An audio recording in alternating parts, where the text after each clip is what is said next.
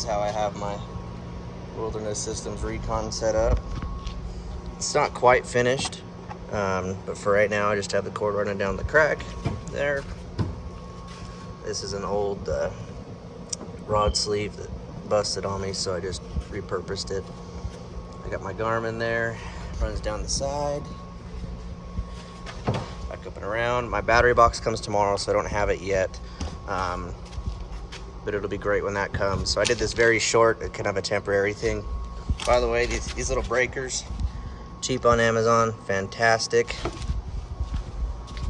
You can see it has power, blinking. Come over here and hit this, bam, no power. So then you reset it, obviously, power back again. So anyways, there's a rundown.